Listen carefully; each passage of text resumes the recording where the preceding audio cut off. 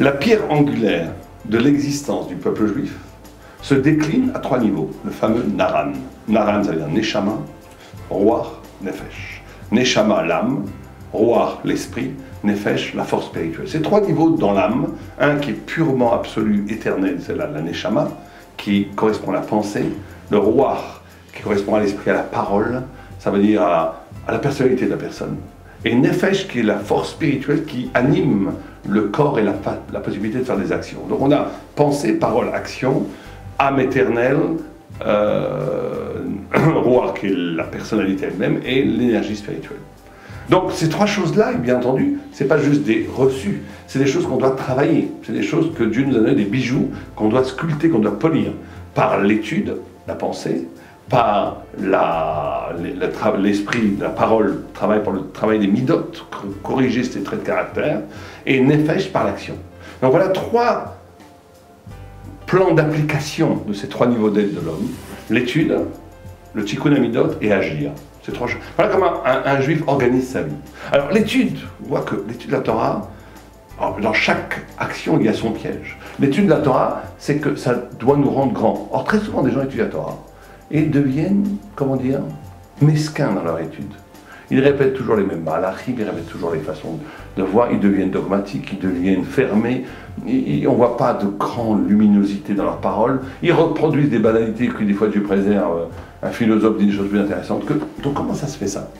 La Torah étant le souffle et l'intelligence divine, toute personne qui devrait l'étudier devrait être ravagée par le vent divin et avoir la lumière qui jaillit de son visage, et il devrait dire des paroles qui fait fondre tout savoir en face de lui.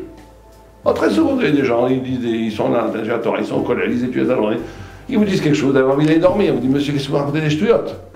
Il faut un peu s'élever, il faut un peu élever le débat. D'où ça vient? C'est très simple, ça vient d'une seule chose. Qu'est-ce qu'on cherche dans l'étude? Et très souvent, et c'est malheureusement la modernité, très souvent les gens cherchent dans l'étude à se construire. C'est bien, je dirais, ça ne suffit pas. Si l'étude, c'est une méthodologie pour se construire, pour s'affirmer, pour se donner du savoir, pour se donner une stature psychologique, intellectuelle et spirituelle, pour réussir dans la vie, toute cette déclinaison, en vérité, ça ne va pas être tellement plus loin qu'un docteur, qu'un dentiste ou qu'un même un épicier. Pourquoi? Parce que eux aussi, le dentiste, le docteur, l'épicier, il essaie de construire sa vie. Donc c'est pas ça la Torah. La Torah, c'est de chercher, justement, dans un dessaisissement, dans un oubli de soi-même, comment dans l'horizon même des lignes de la Gemara, de la Mishnah, du Tanakh, de toute la Torah, comment je vais voir le sourire de Dieu, ce vent solaire magnifique de vérité qui va me bouleverser. Et donc à ce moment-là, c'est un rapport complètement différent. Je suis un Kéli pour essayer de faire scintiller la parole de Dieu. Je ne suis pas là comme quelqu'un qui prend dans un magasin ce qui m'intéresse, ou même pas ce qui m'intéresse, qu'on me demande d'étudier pour me construire moi-même. Et c'est le grand problème de la génération, de notre génération. Dans notre génération, on a enseigné aux gens que la Torah c'était bon pour le couple, c'était bon pour vous, c'était bon pour faire tchouva, c'était bon pour faire Shabbat, c'était bon d'étudier la Torah, ça construit l'homme, ça rend l'homme très bien, ça rend l'homme intelligent. Donc les gens ils y ont été. Bon, vous direz c'est pas mal, ils ont ramené des gens de tchouva ces gens-là. Mais il y a un grand problème. C'est que maintenant on n'a pas compris que c'est pas ça la Torah. La Torah elle n'est pas là pour te construire, c'est pas une méthode psychanalytique, psychologique ou pédagogique pour rendre l'homme plus performant. La Torah c'est la vérité. C'est même pas un récit sur la vérité, c'est la vérité en soi, c'est la parole de Dieu vivant. Donc on est là, nous, complètement annulés devant cette extraordinaire vague infinie de vrai, de lumière. On doit être celui qui fait... Donc l'étudier la Torah, c'est de faire ressortir cet infini, et tu es le lieu de cet infini. Tu deviens grand, tu deviens humble, tu deviens magnifique, tu deviens le tzaddik. Premier élément, travailler sur ça pendant les jours, et même toute l'année. Deuxième élément, l'ego. Il faut travailler pour arriver à ça, c'est le lieu du roi de la parole. Et on travaille, c'est très intéressant que le lieu du tikkun hamidot, de réparer ces mauvaises inclinaisons, ces mauvais traits de caractère, c'est par la parole. Le contrôle de la parole, de ne pas dire de la shonara, de ne pas parler mal des autres, de ne pas dire des choses négatives, de ne pas critiquer toute la journée son conjoint, sa femme ou son mari ou ses enfants. De faire le travail sur la parole, de maîtriser la parole, c'est le lieu de la maîtrise du cœur. Les gens disent, moi je parle blablabla, mais non, je fais un travail de mise en disant un peu de moussa et en essayant de penser. C'est pas comme ça que ça passe.